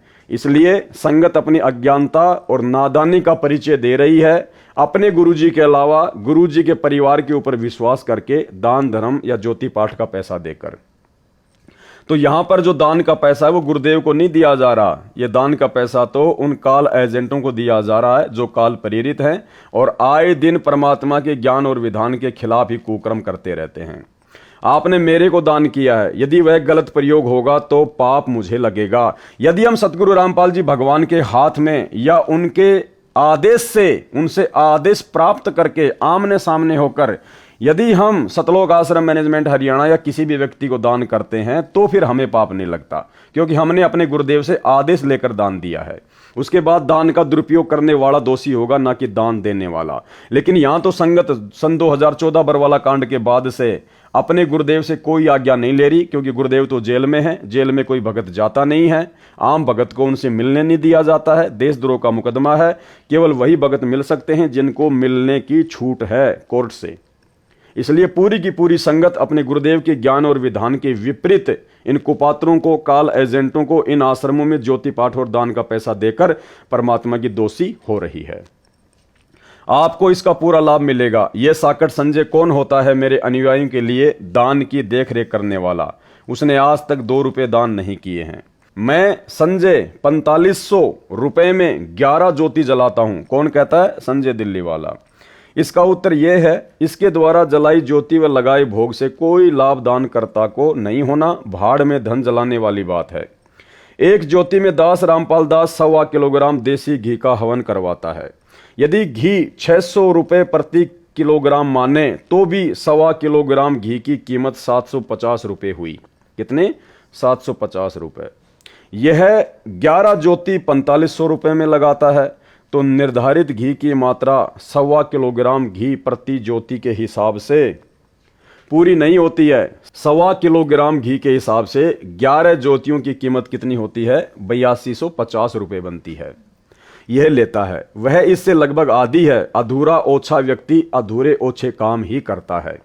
जैसे 1 एकड़ जमीन में 40 किलोग्राम गेहूं का बीज बोना निर्धारित मात्रा में है, जो पूरा लाभ देता है। यदि कोई 1 एकड़ जमीन में 20 किलोग्राम गेहूं का बीज डालने की राय किसान को देता है तथा तर्क देता है कि रामपाल तो 40 किलो गेहूं डालने को कहता है, वह आधे गेहूं अपने घर ले जाता है। मैं संजय 20 किलो ही डलवाता हूं, देखो पूरा लाभ थोड़े से बीज से ही दिला देता हूं। यह तर्क कितना गलत है, भगत जन स्वयं विचार करें। यह अधिकारी भी नहीं है, जिस कारण से उसके द्वारा करवाए गए अनुष्ठान का कोई लाभ मिलना बिना अधिकारी से करवाया गया धार्मिक अनुष्ठान व्यर्थ है। सतलोक आश्रम मैनेजमेंट हरियाणा भी वर्तमान में ज्योति और पाठ करने का अधिकारी नहीं है, क्योंकि गरीबदास जी महाराज जी की वाणियों का पाठ और ये अनुष्ठान केवल परम पूज्य सतगुरु रामपाल जी परमेश्वर ही करने के अधिकारी हैं, या जिसको परमात्मा आज्ञा दे वही भगत करे तो ही ज्योति पाठ या वो अनुष्ठान जिसमें भगत ने सहयोग किया है उसको लाभ मिलेगा। कबीर गुरु बिन माला फेरते, गुरु बिन देते दान, गुरु बिन दोनों निष्फल है, देखो वेद पुराण। कबीर गुरु की आज्ञा आव ही, गुरु की आज्ञा जाए, कहे कबीर सो संत है, आवागमन न साए। गुरु बिन दान पुण्य जो करही, मिथ्या होए कभू न फल ही। गुरु बिन होम यज्ञ नहीं कीजे, गुरु की आज्ञा माही रहीजे। गुरु से ही सदा हित जानो, क्यों भूले तुम चतुर सयानो। यानी गुरुदेव संकेत कर रहे हैं कि हे सतलोक आश्रम मैनेजमेंट हरियाणा से जुड़े हुए नादान भक्तों, और संजय गुरुद्रोही से जुड़े हुए नादान भक्तों, अपने आप में तुम क्यों शाणे बन रहे हो? अपने गुरुजी के अलावा किसी और को दान धर्म देकर परमात्मा के दोषी क्यों बन रहे हो? अर्थात अपने गुरु के अतिरिक्त किसी को दान नहीं देना चाहिए, ये विधान बता दिया परमात्मा ने। अपने गुरुजी के अतिरिक्त, तो गुरुजी तो एक ही है धरती पर, संत रामपाल जी, और इनके अतिरिक्त आप जी वर्तमान में उन आश्रमों में जाकर उन कोऑर्डिनेटरों को दान दे रहे हो, अपने जैसे 2 कोटि के जीवों को दान दे रहे हो। और वाणी क्या कह रही है? अपने गुरु के अतिरिक्त, यानी गुरु जी के अतिरिक्त किसी भी भगत को, वो चाहे उनका बेटा हो, चाहे बेटी हो, चाहे भाई हो, चाहे कोऑर्डिनेटर हो, किसी को भी दान देने के लिए गुरुदेव ने सख्त मना किया है। अर्थात अपने गुरु के अतिरिक्त किसी को दान नहीं देना चाहिए, वह दान फल नहीं देता। गुरु के अतिरिक्त अन्य किसी को दान नहीं देना चाहिए, न ही कोई पुण्य कर्म, धार्मिक कर्म करवाने चाहिए। धार्मिक कर्म यानी पाठ, हवन, जो कि 90% संगत सतलोक आश्रमों में अपने जैसे 2 कोटि के जीवों से करवा रही है, जो भक्ति विधान अनुसार सही नहीं है। गुरु का आज्ञाकारी भगत सफल होता है, वह सही भगत है, उसका आवागमन जन्म मरण का चक्र समाप्त हो जाएगा। गुरु जी की आज्ञा से सर्व धर्म कर्म करो, मेरी रामपाल दास की आज्ञा से ज्योति व पाठ के रूपे मेरे द्वारा नियुक्त विश्वास पात्र भगत लेते हैं। ये परमेश्वर ने बोलना पड़ेगा यहाँ पे, क्योंकि इन लोगों ने सतगुरु रामपाल जी परमेश्वर जी से काल प्रेरणा से अपनी तरफ से जेल में जाकर उनको सलाह देकर इस प्रकार से ये पाठ वगैरह करने का आदेश प्राप्त किया है, ना कि सतगुरु रामपाल जी भगवान ने अपनी मर्जी से उनको पाठ या अन्य धार्मिक अनुष्ठान करने का आदेश दिया है। इस बात को हमने समझना होगा। लिखते हैं, दास को बताते हैं, आशीर्वाद लेते हैं, तब उस धर्म कर्म को करते हैं जो सबको यथार्थ लाभ देता है। हे चातुर व्यक्तियों, क्यों शाने बनकर यथार्थ भक्ति मार्ग को भूले हो? गुरु से ही सदा अपना हित मानो, यानी गुरु जी से ही धर्म कर्म करवाना हितकर लाभदायक है, इसी में अपना हित या भला समझो। ये परमात्मा आश्रमों से जुड़ी हुई संगत को और संजय से जुड़ी हुई संगत को सावधान कर रहे हैं। दास रामपाल दास 69 वर्ष का हो चुका है। सतलोक जाने से पहले जो क्रियाएं संगत ने करनी है उनका अभ्यास करवा रहा हूं, यानी हिसार जेल में बैठकर परमात्मा हमारा यही अभ्यास करवा रहा है। हमारी भक्ति क्रियाओं को पल पल सीसीटीवी कैमरे की तरह हमारे हृदय कमल में बैठकर अंतर्यामी सतगुरु रामपाल जी भगवान देख रहे हैं। पल पल उनकी नज़र है कि हम क्या कर रहे हैं, क्या नहीं कर रहे हैं, गुरु जी ने क्या समझाया था और हम क्या करने लग गए। तो इस प्रकार से अपने जैसे जीवों को ज्योति पाठ का पैसा देना, उनको जमीन के लिए पैसा देना, आश्रम के लिए जमीन देना, ये सब कुछ परमात्मा ने रिजेक्ट कर दिया। और क्या कह रहे हैं? दास रामपाल दास 69 वर्ष का हो चुका है। सतलोक जाने से पहले जो क्रियाएं संगत ने करनी है उनका अभ्यास करवा रहा हूं। यानी वर्तमान समय हमारी परीक्षा का है। परमात्मा कहेंगे कुछ भी नहीं, लेकिन देख सब कुछ रहे हैं कि कौन भगत मेरे ज्ञान आधार से चल रहा है और कौन मेरे परिवार के पीछे आंख बंद करके काल प्रेरणा से चल रहा है। इसी बात का डर था कि संजय जैसे जालिम संगत को पथ भ्रष्ट ना कर दें। पवनदास का नाम नहीं है। इसकी तरह नकली गुरु बनकर संगत को काल जाल में न डालें, जो यह मेरे सामने ही बकवाद कर रहा है, गुरु बनकर आशीर्वाद देने लगा है। यह काल प्रेरित है, काल का दूत है। कौन? संजय दिल्ली वाला, ना कि पवनदास। इससे बचो। जो भगत भगतमती इतना सतर्क करने के पश्चात भी इनके पीछे लगे हैं, उनको कैसे बचाया जाए और कौन सा ज्ञान समझाया जाए? उनको तो यह संदेश है जो संत गरीबदास जी ने कहा है कि चेतावनी में तो कसर नहीं छोड़ी और क्या देऊं गाड़ी, कि समझाने में तो 30 साल हो गई, मैंने कोई कसर नहीं छोड़ी, अब क्या तुम्हारी को गालियां दूं, तब जाके समझ में आएगा कि क्या करना चाहिए और क्या नहीं करना चाहिए। तो भाई सतलोक आश्रमों से जुड़ी हुई संगत को समझना चाहिए भाई। यहाँ ये सारी बातें केवल संजय गुरुद्रोही को आधार बनाकर परमात्मा सतलोक आश्रमों से जुड़ी हुई संगत को समझाना चाह रहे हैं, क्योंकि संजय दिल्ली वाले के पीछे कोई ज्यादा भगत नहीं लगे हुए, मुश्किल से 15-20 भगत हैं, बाकी फालतू के लोग जुड़े हुए हैं। इसलिए परमात्मा को उसकी चिंता नहीं है, उसके पीछे लगे हुए नादान भगतों की कोई टेंशन नहीं है। परमात्मा को मुख्य चिंता है सतलोक आश्रम मैनेजमेंट हरियाणा, अर्थात अपने कलयुगी परिवार के पीछे जुड़ी हुई लाखों करोड़ों की संगत की। भोली आत्माओं को काल के दूतों से बचाने के लिए संत गरीबदास जी ने ढेर सारी वाणी अमृत ज्ञान बोला, फिर भी काल के दूतों से चिपके हैं।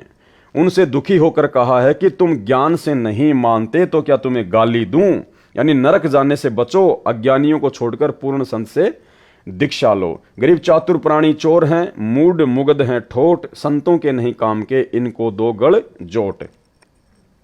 संजय दिल्ली चातुर प्राणी है, यह मेरे ज्ञान को चुराकर कपट युक्त तर्क देकर चतुरता दिखाता है, सत्य को छुपाता है। इसलिए संत गरीबदास जी ने ऐसे व्यक्तियों को चातुर व चोर कहा है, तथा जो मेरे भगत भगतमती इसके जाल में फंसे हैं वे मूढ़ अर्थात मूर्ख मुगध ठोट पत्थर हैं। ये संतों के काम के नहीं होते, इनको दो गढ़ जोट। इन दोनों को संजय व उसके साथ लगे मेरे भक्तों को एक ही रस्से से गले बांध दो, अर्थात ये दोनों नरक में जाने योग्य हैं। ये समझाने से भी नहीं मानते, ये इसी के साथ रहने योग्य हैं। दोनों इकट्ठे पशु बनेंगे। ये परमात्मा का विधान है जो गुरु मर्यादा तोड़कर भक्ति तथा धार्मिक क्रियाएं करते करवाते हैं।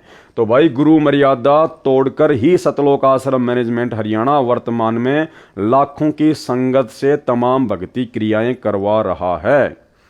गांव धनाना में भक्तों के दान से 50 लाख रुपए का बैडमिंटन का स्टेडियम बनाना परमात्मा का भक्ति विधान तोड़ना है। अपने धार्मिक धंधे के लिए, अपने आश्रम चलाने के लिए, गांव वालों को खुश रखने के लिए धनाना गांव में सतलोक आश्रम वालों के द्वारा बसें चलाना, एम्बुलेंस चलाना, उनके लिए रोडे बनाना, ये सब कुछ गुरु मर्यादा तोड़ने के अंतर्गत ही आता है। हरियाणा के जाट आरक्षण में लाखों की संगत को बैठाना, उनको पात्रों को चंदे के रूप में करोड़ों रुपया दान का देना, ये भी गुरु मर्यादा तोड़वाने के अंतर्गत ही आता है। राजस्थान के गैंगस्टर आनंदपाल सिंह की सीबीआई जांच का समर्थन करवाना, भक्तों को उसकी रैलियों में भेजना और राजपूत करणी सेना को, जो कि एक राजनीतिक सामाजिक संगठन है, उसको 5 लाख रुपए चंदे के रूप में राजस्थान के अजमेर की रैली में नगद देना, ये परमात्मा की भक्ति और मर्यादा तुड़वाने के अंतर्गत ही आता है। इसके अलावा और भी ना जाने कितने कुकर्म, जिनकी लिस्ट बहुत लंबी है, जो दास समय समय पर आपको बताता रहता है, जो सतलोक आश्रम मैनेजमेंट हरियाणा के द्वारा काल प्रेरणा से करवाए जाते हैं। ये सब कुछ मर्यादा तोड़ने के अंतर्गत ही आता है। तो गुरुदेव यहाँ क्या इशारा कर रहे हैं? जो गुरु मर्यादा तोड़कर भक्ति तथा धार्मिक क्रियाएं करते और करवाते हैं, उनको आध्यात्मिक लाभ नहीं मिलता, जिस कारण से ये सब पशु योनियों में जाते हैं। तो भाई समझना संगत ने है जो सतलोक आश्रम वालों के पीछे अंधी होके चल रही है। संजय दिल्ली का उद्देश्य है कि मेरे भोले भक्तों को मेरे द्वारा लिखी पुस्तकों को कमेटी वालों द्वारा लिखी बताकर मेरे ज्ञान में दोष निकालना और अपने संपर्क में आए मेरे भक्तों को भ्रमित करके अपने को विद्वान सिद्ध करना। यह चतुरता करता है, मेरा नाम नहीं लेता कि उसकी लिखी पुस्तक में यह त्रुटि है। कमेटी वालों का नाम लेता है, इसको पता है कि यदि रामपाल का नाम लिया तो तेरी एक बात नहीं सुनेंगे। ये साकट एक पुस्तक तो लिखे, पता चले कि इसका तत्व ज्ञान मेरे से भिन्न कौन सा है। दास रामपाल दास ने अनेकों पुस्तकें लिखी हैं, छपाई कमेटी वालों ने है, जिसको मैंने आज्ञा दे रखी है। उनमें से एक जीने की राह पुस्तक भी है, उसमें एक वाणी लिखनी रह गई, उसका अनुवाद लिख दिया। इस संजय साकट ने त्रुटि निकाली। किसने? संजय साकट ने, ना कि पवन दास ने। इस संजय साकट ने त्रुटि निकाली कि देखो कमेटी वालों ने यह पुस्तक लिखी है, इसमें वाणी का अर्थ गलत किया है। उन भ्रमित भक्तों ने मेरी बेटी के पास फोन किया, उसने अपनी बेटी को फोन दिया और कहा कि ये भगत भाई कोई गलती बताता है, इसको समझा। मैंने जेल से प्रतिदिन की तरह फोन किया तो बेटी बहुत दुखी थी। कहा कि एक भगत भाई का फोन आया, वह बहुत गुस्से में था। मैंने पूछा किस बात पर? बेटी ने बताया कि यह नई पुस्तक जो आपके द्वारा लिखी छपी है, जीने की राह, इसमें कुछ गलती बता रहा है। कह रहा था कि इस वाणी का अर्थ गुरुजी ये बताते हैं, इसमें अन्य लिखा है। यह सब उन कमेटी वाले भक्तों ने लिखी है, नाम गुरुजी का लिख दिया। मेरी दोती ने फोन किया और सब डिटेल से मुझे बताया। उसका स्पष्टीकरण इस प्रकार है। कैसे? पुस्तक जीने की राह को सर्व संगत ने तथा अन्य बुद्धिजीवी मानव ने बहुत पसंद किया तथा अपने अपने मोबाइल फोनों में डाउनलोड किया। एक एक दिन रात में 2 लाख पुस्तकें डाउनलोड की गई। एक दिन रात में तो 2,50,000 पुस्तक डाउनलोड होने का रिकॉर्ड बना था। मैंने अपनी बेटी व दोती को समझाया कि बेटी ये भगत अपना विवेक खो चुका है, ये संजय दिल्ली पागल कुत्ते ने काट रखा है, यह भी पागल हो चुका है, यह अब यही भाषा बोलेगा, अन्य को काटने को दौड़ेगा। उस पुस्तक में सरलार्थ तो निम्न दोनों वाणियों का लिखा है, परंतु गलती से वाणी नंबर 1 लिखनी छूटी है। उसमें यह उल्लेख है, वाणी नंबर 1, कबीर कथा करो करतार की, सुनो कथा करतार, काम कथा सुनना नहीं, रखो नेक विचार। वाणी नंबर 2, कबीर कथा करो करतार की, सुनो कथा करतार, आन कथा सुनना नहीं, कहे कबीर विचार। यानी दोनों वाणियों में परमात्मा ने थोड़ा सा ये अंतर कर दिया, ऊपर लिख दिया काम कथा, नीचे लिख दिया आन कथा। अर्थात कबीर जी ने कहा है कि परमात्मा की चर्चा करो, परमात्मा की चर्चा सुनो, काम कथा अश्लील बातें न सुनो, नेक विचार रखो। वाणी नंबर 1 का अर्थ है परमात्मा की कथा सुनो, परमात्मा की कथा चर्चा करो, इसके अतिरिक्त जो भी बातें करते हो सुनते हो वह व्यर्थ है। ये कबीर जी ने विचार व्यक्त किए। उस भ्रमित भगत ने कहा कि इस वाणी में वाणी नंबर 2 जो जीने की राह पुस्तक में अंकित है, वाणी नंबर 1 लिखनी रह गई। वाणी नंबर 2 में यह कहाँ लिखा है कि अश्लील बातें न सुनो। तुमने अनर्थ कर दिया, अपनी मर्जी से पुस्तकों में लिखा है, ये उलाना दिया उस पागल कुत्ते के काटे पागल भगत ने। उसकी बात बड़ी करें तो यदि एक लाइन यह भी पुस्तक में लिख दी कि अश्लील बातें न करो न सुनो, तो कौन सी गलती कर दी? क्या गलत लिख दिया? यदि वाणी में नहीं है तो भी पुस्तक के विषय के अनुकूल तो है, परंतु जिसको काले चश्मे लगे हों तो उसको धूप में भी बादल छाया दिखाई देती है। संजय साकट मनमाना आचरण करता है। कौन करता है? संजय साकट, ना कि पवन दास। गीता अध्याय 16 श्लोक 23-24 में कहा है कि गुरुजी द्वारा शास्त्र विधि अनुसार धार्मिक क्रियाएं करना लाभ देता है। गुरुजी के विपरीत क्रिया जो शास्त्र विधि त्याग कर की जाती है वह मनमाना आचरण कहा जाता है, जिससे न तो कोई सुख मिलता है न कोई कार्य सिद्ध होता है। यानी अपने इष्ट धाम में जाने के लिए सिद्धि प्राप्त करनी होती है जो सत्य साधना से स्वतः मिल जाती है। उस सिद्धि का दुरुपयोग नहीं करना होता, सुरक्षित रखनी होती है। वह सिद्धि भी मनमाना आचरण करने से प्राप्त नहीं होती, न उस साधक की गति अर्थात मोक्ष होती है, अर्थात सब साधना व्यर्थ होती है। फिर उसे करो व न करो। यहां पर संजय साकट भ्रमित करने के लिए यह कहकर भ्रम पैदा करता है कि देखो इतने भक्तों को लाभ हुआ है, उनका इंटरव्यू भी इंटरनेट पर चला रहा है। उसका खंडन यह है कि मेहंदीपुर बालाजी धाम व सालासर धाम जाने वाले भी ये सब लाभ बताते हैं, परंतु उनको कभी भी महाकष्ट हो सकता है तथा उनका मोक्ष नहीं हो सकता। मुख्य उद्देश्य मानव जीवन में भक्ति का यही है कि जन्म मरण के चक्कर से मुक्ति मिले, इसलिए शास्त्रों में वर्णित विधि अनुसार साधना कर। आगे देखिए संजय के मनमाने आचरण की जानकारी, ना कि पवन दास के मनमाने आचरण की जानकारी। दास रामपाल दास संध्या आरती करते समय केवल एक ज्योति जलाता है। संजय साकट 5 ज्योति जलाता है। कौन जलाता है? संजय, ना कि पवन दास, ना कि कोई सत्सेवक भाई बहन। दास रामपाल दास केवल पाठ के समय 3 दिन हलवा प्रसाद का भोग बनवाता है। पाठ संपूर्ण होने वाले दिन संगत के लिए भोजन प्रसाद के लिए खीर का प्रसाद बनवाता है, जो विधि विधान है। संजय साकट प्रतिदिन हलवा, खीर, 56 प्रकार का मेवा आदि का प्रसाद बनाता है, जो बकवास है। विशेष संत गरीबदास जी को परमेश्वर कबीर जी मिले थे, उनके द्वारा बताई आध्यात्मिक क्रिया संत गरीबदास जी ने बताई तथा स्वयं उनका पालन किया। दास ने अपने गुरु जी को देखा है कि संत गरीबदास जी ने जो बताया वही क्रिया मेरे गुरुदेव किया करते थे। ये दास उसी शास्त्र विधि अनुसार आचरण का निर्वाह 25 वर्ष से कर तथा करवा रहा है। यदि प्रतिदिन हलवा, खीर व 56 प्रकार के प्रसाद से परमात्मा प्रसन्न होते तो संत गरीबदास जी भी यही करते। संत गरीबदास जी के पास 2500 बीघा लगभग 1475 एकड़ जमीन थी। वे तो सदा ही हलवा, खीर आदि 56 प्रकार के भोग आसानी से लगा सकते थे, परंतु शास्त्र विधि में ऐसा करना नहीं कहा है। संत गरीबदास जी अपने जीवन काल में वर्ष में केवल एक दिन अपना बोध दिवस मनाते थे। हालांकि भाई और बहनों, ये भी वर्तमान में जो 13वां पंथ चल रहा है उस पंथ में जायज नहीं है। क्या कहा परमात्मा ने 12वें पंथ के प्रवर्तक आदरणीय गरीबदास जी के बारे में कि संत गरीबदास जी अपने जीवन काल में वर्ष में केवल एक दिन अपना बोध दिवस मनाते थे। संत गरीबदास जी वर्ष में एक दिन अपना बोध दिवस मनाते थे, लेकिन हम भाई बहनों ने अपना बोध दिवस नहीं मनाना है।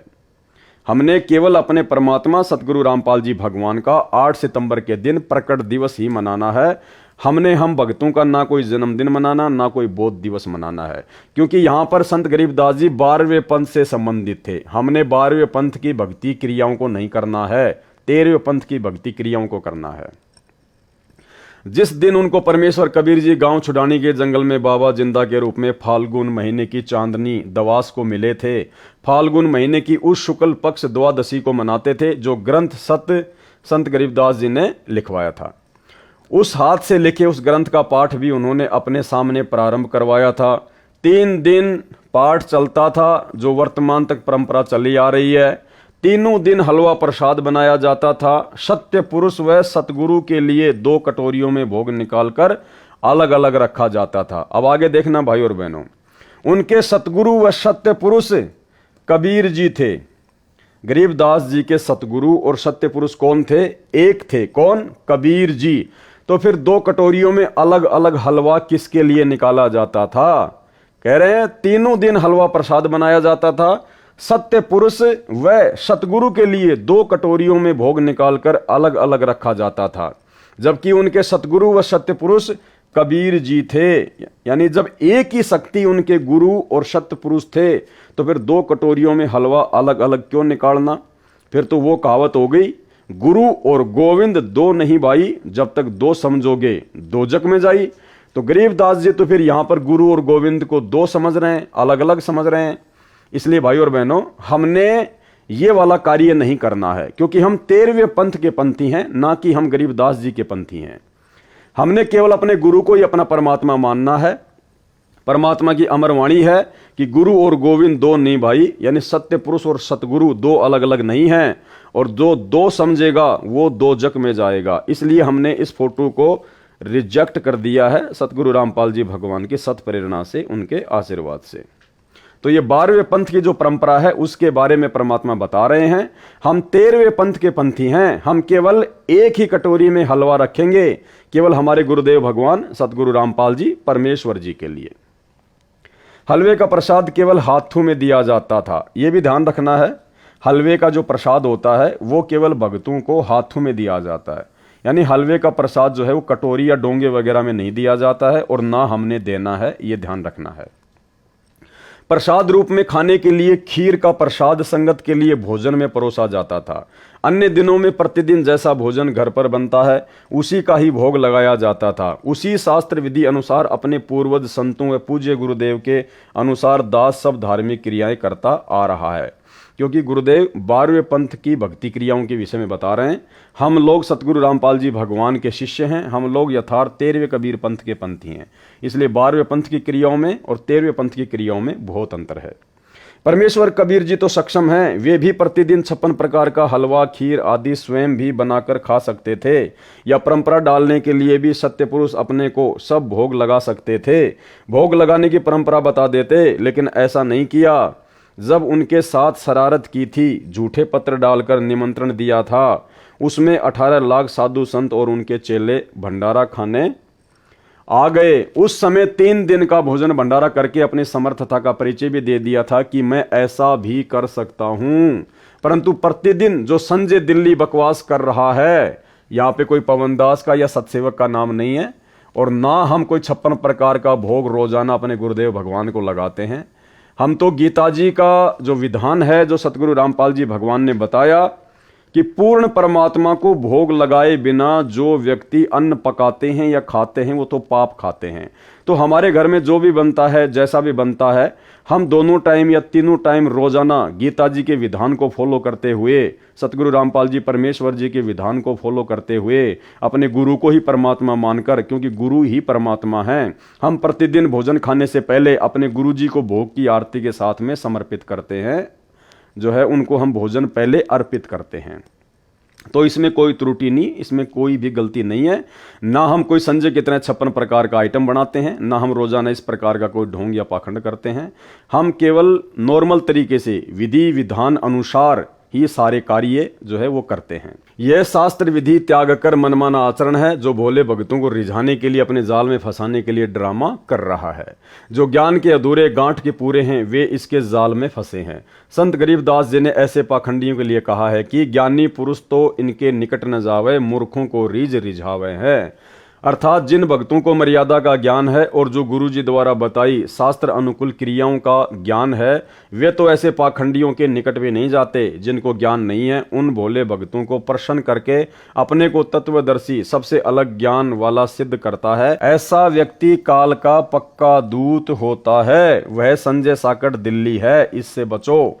यहाँ परमात्मा ने संजय के लिए इशारा किया है, ना कि पवनदास के लिए, क्योंकि पवनदास और पवनदास के साथ साथ संगति से जुड़े हुए भाई बहन इस प्रकार का कोई भी पाखंड या आडंबर नहीं करते हैं। ऐसा व्यक्ति काल का पक्का दूत होता है। कैसा? संजय जैसा। वह संजय साकट दिल्ली है, इससे बचो। अन्य मनमाना आचरण। संजय साकट ने प्रथम मंत्र के कार्ड में अक्षरों में फेरबदल करके उनकी वास्तविकता का नाश कर दिया है। उस प्रकार उच्चारण करने से परमात्मा की मर्यादा भंग होने से इन मंत्रों की शक्ति समाप्त हो गई है। परमात्मा कबीर जी ने जो संत गरीबदास जी के सतगुरु हैं, अपने शिष्य गरीबदास जी को प्रथम मंत्र का जाप कैसे उच्चारण करके सुनाया, उसी तरह गरीबदास जी ने उनका जाप किया और लाभ प्राप्त किया। उसी तरह अपनी अमृतवाणी में लिखवा दिया जो अमर ग्रंथ में अंकित है। ये संजय काल प्रेरणा से सब गलती कर रहा है क्योंकि काल ब्रह्म इसका साथ दे रहा है। कबीर जी के दुश्मन का रोल संजय कर रहा है। कबीर जी के दुश्मन का रोल, सतगुरु रामपाल जी भगवान के दुश्मन का रोल कौन कर रहा है?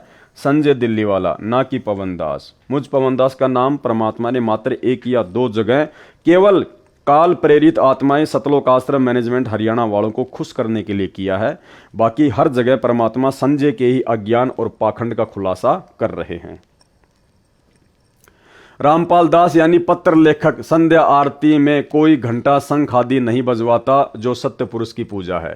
संजय साकट घंटा तथा शंख बजवाता है, यानी सब धार्मिक क्रियाएं मेरे से विपरीत करके अपने को तत्वदर्शी सिद्ध कर रहा है, जो केवल दिखावा है तथा काल ज्योति निरंजन की पूजा है। संजय साकट की अन्य जलालत। किसकी? संजय साकट की, ना कि पवनदास की। अन्य बकवास जो संजय व पवन ने की, अन्य बकवास जो संजय व पवन ने की। देखो, हल्का फुल्का परमात्मा आश्रम वाले काल प्रेरित जीवों को खुश करने के लिए हल्का फुल्का लेंगे। पुस्तक ज्ञान गंगा दास के आदेश से दास के सत्संग प्रवचनों से छपवाई है। जब दास लीला करने बड़ी जेल, संसार भी एक जेल है, काल के 21 ब्रह्मांड भी जेल हैं, उनसे छोटी जेल हिसार में आया। वकील मेरे से मिलने आए, उनमें परमात्मा कबीर जी के भगत भी हैं। उन्होंने बताया कि ज्ञान गंगा पुस्तक में कुछ फोटोकॉपी मराठी भाषा की लगी हैं जिनमें आपके विषय में लिखी भविष्यवाणी है। उन भविष्यवाणियों में एक का हिंदी अनुवाद लिखना रह गया। वे नास्त्रदमस के द्वारा की गई भविष्यवाणियां हैं। वह वकील ज्ञान गंगा पुस्तक को साथ लाया क्योंकि उस पुस्तक का एक मुकदमे से संबंध था, मेरे से डिस्कस करनी थी। उसने वह मराठी भाषा वाली फोटोकॉपी दिखाई और बोला कि मैंने कंप्यूटर में इसका ट्रांसलेशन देखा, इसका अर्थ है कि उस संत सायरन पर देशद्रोह का मुकदमा भी लगेगा, परंतु झूठा सिद्ध होगा। यदि आपकी आज्ञा हो तो ज्ञान गंगा में इसे भी लिखा दिया जाए। मैंने कहा कि ठीक है। यानी भाई और बहनों, ये बात ये साबित करती है कि सतगुरु रामपाल जी परमेश्वर अपनी तरफ से इस परीक्षा के समय में किसी को कोई भी आदेश नहीं देते हैं। जो भी आदेश उनके बताए जाते हैं उनके परिवार के द्वारा, वे आदेश उनसे जाकर लिए जाते हैं मनमाने आचरण के तहत। ज्ञान गंगा पुस्तक में जो लिखा गया वो भी सतलोक आश्रम मैनेजमेंट हरियाणा का मनमाना आचरण है। गुरुजी की तरफ से कोई आदेश नहीं दिया गया। ये इस पत्र में स्पष्ट तौर पर आपको पढ़ने को मिल रहा है। वकील पुस्तक लेके गया, वकील ने बताया तो गुरुजी ने कहा कि लिखवा दो, बल्कि गुरुजी ने अपनी तरफ से कोई आदेश नहीं दिया। मैंने कहा कि ठीक है, लिखवा दो, इससे अनुयायियों का विश्वास और दृढ़ होगा। उसने बाहर प्रमुख सेवादारों को बताया कि गुरुजी से मेरी डिस्कस हुई है, ज्ञान गंगा पुस्तक में ये लाइन और लिखकर नई पुस्तक छपवाएं। अब देखो, उस वकील ने गुरुजी का आदेश बता दिया, जबकि गुरुजी को वो खुद बता रहा है। सेवादारों ने दास से संपर्क किया, पूछा कि क्या आप जी की आज्ञा है जो ज्ञान गंगा में यह लिखने को वकील जी ने बताया है। दास ने बताया कि मेरे से वकील जी की बात हुई है, ये 2 लाइन और लिखवा दो। हानि भी क्या है। कमेटी वालों ने दास की आज्ञा का पालन किया। नई ज्ञान गंगा पुस्तक छपवाकर वितरित कर दी। वह पुस्तक गुरुद्रोही संजय और पवन को इनके समर्थक ने दी। संजय व पवन ने कहा कि कमेटी वालों ने कितनी बड़ी गलती की है। पहले छपी ज्ञान गंगा में इस पृष्ठ पर यह नहीं लिखा हुआ था कि देशद्रोह का मुकदमा भी लगेगा। इस नई पुस्तक में छपा दिया। दोनों पुस्तकों के दोनों पृष्ठों की फोटोकॉपियां लगाकर संगत को भड़काने लगे। देखो, कमेटी वालों ने अपनी मर्जी से यह छपा दिया जो गलत है। इस मराठी भाषा का यह अर्थ नहीं बनता। हाय तौबा मचा दी। दास ने इसलिए तो संजय को तथा पवन को गुरुद्रोही घोषित किया है। ये दोनों मेरे शत्रु का काम कर रहे हैं। संजय बकवाद करता है, पवन इसकी बातों पर विश्वास करके कर्म खराब करता है। जबकि पवन दास संजय की किसी भी बात पर कोई विश्वास नहीं करता है। पिछले 7 वर्षों से पवन दास का और संजय का तो संपर्क भी नहीं है। विचार करें, यदि 2 लाइन मान लो कमेटी वालों ने गुरुजी की सच्चाई बताने के लिए लिख भी दी तो संजय साकट को क्यों कष्ट हुआ, क्यों पवन दुखी हुआ? संजय पवन दोनों काल के दूत हैं। इन दोनों की बुद्धि पर काल भ्रम का साया है। इनसे दास रामपाल दास की उभरती छवि देखी नहीं जा रही। ये तो भाई और बहनों, आप स्वयं विचार कर लेना सात संगति की वीडियो देख के कि पवन दास से परम पूज्य सतगुरु रामपाल जी भगवान की उभरती हुई छवि देखी जाती है या नहीं देखी जाती है। ये केवल मैनेजमेंट वालों को खुश करने के लिए परमात्मा ने संजय के साथ में दास का नाम जोड़ा है। आग लग जाती है इनके हृदय में। पवित्र कबीर सागर में एक अनुराग सागर अध्याय है। उसमें लिखा है कि कबीर जी ने अपने शिष्य धर्मदास जी को बताया है कि हे धर्मदास, काल ब्रह्म यानी ज्योति निरंजन से मेरा विवाद हुआ। जब मैं सतलोक से चलकर काल लोक में प्रवेश हुआ तब यह मेरी शक्ति देखकर डर तो गया, माफी भी मांगी। मेरे से पूछा कि आप किस लिए आए हो? मैंने बताया कि तूने पूर्ण ब्रह्म सत्य पुरुष का नामो निशान मिटा रखा है, अपने को जगत का कर्ता बता रखा है। तो भाई और बहनों, ये 40 पेज तक कंप्लीट हो गई है पुस्तक। जब जब भूल पड़े, जो कि हिसार जेल से सतगुरु रामपाल जी परमेश्वर जी ने संगत को विशेष रहस्य समझाने की दृष्टि से लिखकर भेजी है। 4 पार्ट इसके कंप्लीट हो चुके हैं और इस पुस्तक से उम्मीद करूंगा आप भाई बहनों को बहुत कुछ समझने को मिला होगा, आपके समझ में भी आया होगा। जो बातें मुझ पवन दास को लेकर सतलोक आश्रम मैनेजमेंट हरियाणा ने संगत में भ्रमणा फैला रखी थी, जिस कारण से बेचारी नादान संगत मुझ पवन दास के वीडियो देखने से डरती थी, घबराती थी। साथ संगति के वीडियो देखने से डरती थी, घबराती थी। उम्मीद करूंगा अभी तक केवल आपने 40 पेज पढ़े हैं। जब आप इसके पूरे 80 पेज पढ़ लेंगे तो आपकी आंखों के आगे से अज्ञानता का पूरा काला चश्मा उतर जाएगा। आपको सब कुछ क्लियर हो जाएगा कि वास्तव में गुरुद्रोही वाला कार्य, परमात्मा के दुश्मन का कार्य तो सतलोक आश्रम मैनेजमेंट हरियाणा और संजय दिल्ली वाला कर रहे हैं, ना कि पवन दास जयपुर वाला। तो आज के इस पार्ट में केवल इतना ही। परमात्मा दया करेंगे, कल रात्रि 9 बजे इसका 5वां पार्ट आप जी को लाइव देखने को मिलेगा। और पहले वाले जितने भी पार्ट हैं, यदि आपने उनको अभी तक नहीं देखा है तो जरूर देखिए, तभी आपको आगे के पार्ट समझ में आएंगे। पहले के वीडियो देखने के लिए आप जी इस वीडियो के ऊपर जो टाइटल है उसमें पहले वाले वीडियो के लिंक दिए हुए हैं, आप जी वहां से भी देख सकते हैं, या मुझ पवन दास के Facebook page Pawan Das is live पर जाकर भी आप जी वीडियो देख सकते हैं। तो आज की साथ संगति में केवल इतना ही। कल रात्रि 9 बजे फिर जुड़िए। तब तक के लिए परमात्मा हम सबको आज्ञा दें। बंदी छोड़ सतगुरु रामपाल जी परमेश्वर जी की जय हो।